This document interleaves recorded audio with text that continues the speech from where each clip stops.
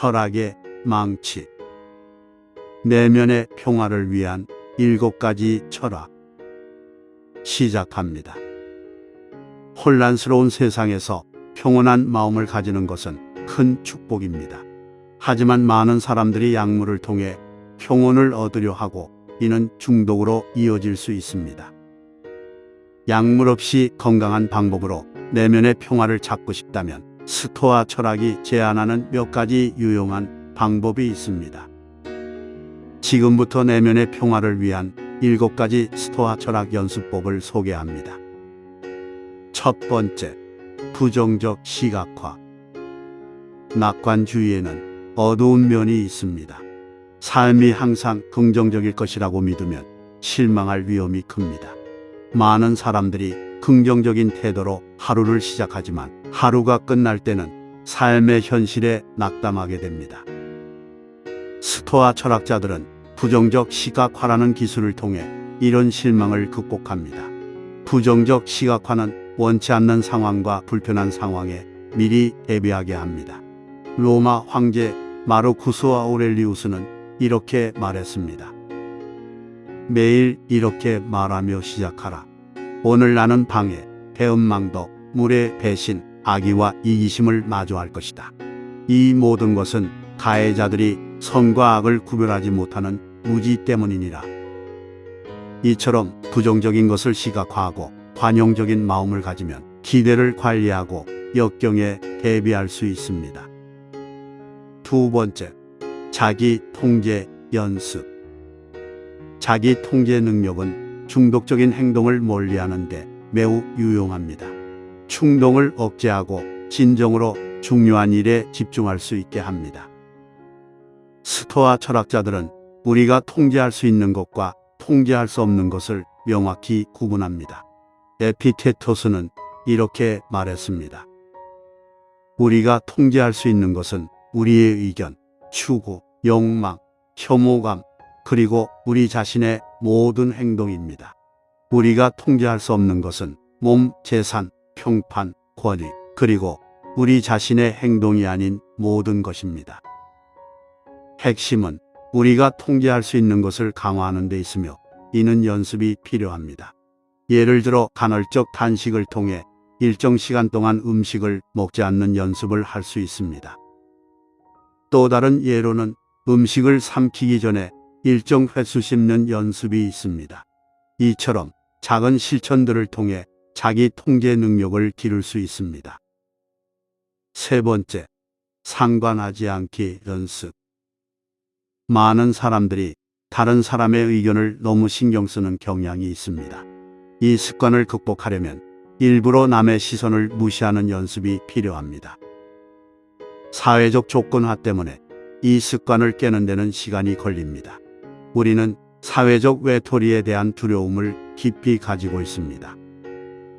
일부러 다른 사람의 조롱에 노출되면 사람들이 우리를 부정적으로 판단하는 상황에 직면하게 됩니다.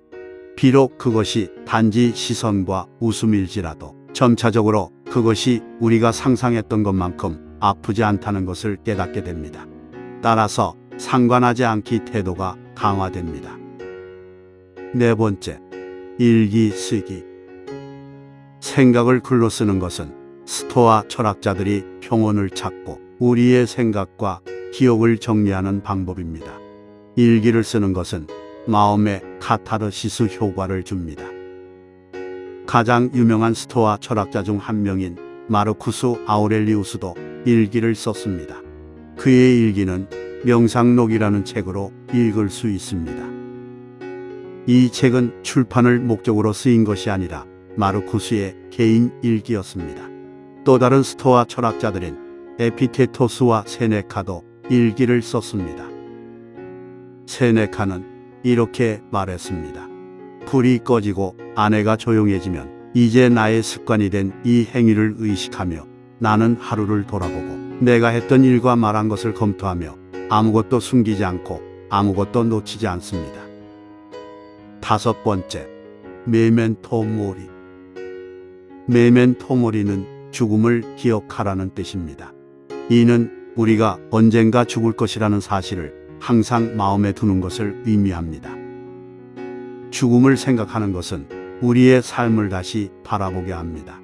매 순간이 소중하다는 것을 깨닫게 해주며 사소한 일들에 시간을 낭비하지 말아야 한다는 것을 알려줍니다.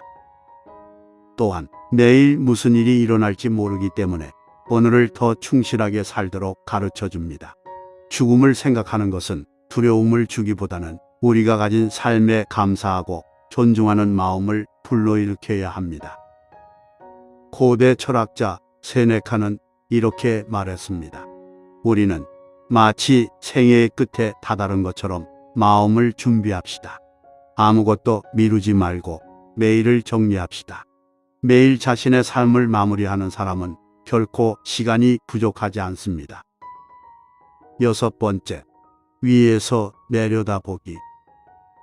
일부 사람들은 지구가 평평하다고 생각하지만 우리는 지구가 둥글다는 사실을 알고 있습니다. 지구는 태양계에서 아주 작은 행성 중 하나일 뿐이며 더 큰 행성인 목성과 토성에 가려져 있습니다. 그리고 태양은 우리 은하의 수많은 별들 중 하나에 불과합니다. 이처럼 우주는 매우 광대합니다. 우리가 얼마나 작은 존재인지를 깨달을 때 일상의 사소한 문제들이 덜 중요하게 느껴집니다.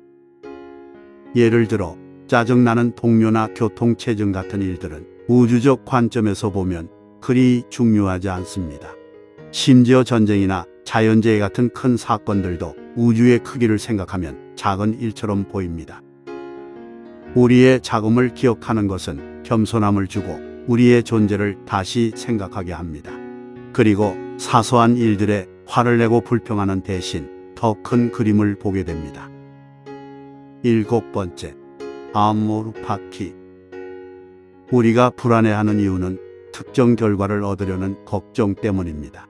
우리는 미래가 이렇게 되기를 바라지만 일이 완전히 다른 방향으로 흘러갈까봐 두려워합니다. 이 미래에 대한 걱정이 불안을 만들어냅니다. 스토아 철학자들은 이에 대한 간단한 해결책을 제시합니다. 그것은 바로 아모르 파티입니다. 아모르 파티는 라틴어로 운명을 사랑하라는 뜻입니다. 즉, 당신의 삶에서 어떤 일이 일어나든 그 결과를 받아들이는 것입니다. 이것은 허무주의자가 되어 아무것도 하지 말라는 뜻이 아닙니다. 목표를 가지지 말라는 것도 아닙니다. 목표와 야망은 괜찮습니다.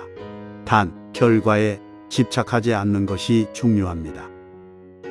예를 들어 당신이 음악가라면 가능한 한 많이 연습하고 최고의 음악을 쓰려고 노력할 것입니다. 하지만 최종 결과에 집착하지 않고 현재에 집중합니다. 이렇게 하면 원치 않는 결과에 대한 걱정에서 벗어날 수 있습니다. 결국 아모르 파티는 현재에 머물며 결과를 받아들이는 자세를 가지는 것입니다. 이는 불안에서 벗어나 더 충만한 삶을 살도록 도와줍니다. 자연과 조화를 이루고 순간을 받아들이며 자신의 한계를 인정하세요. 매일 조금씩 실천하며 내면의 평화를 찾아가길 바랍니다. 진정한 평화는 외부가 아닌 당신의 마음속에 있습니다. 여기까지입니다. 구독, 좋아요 부탁드립니다. 감사합니다.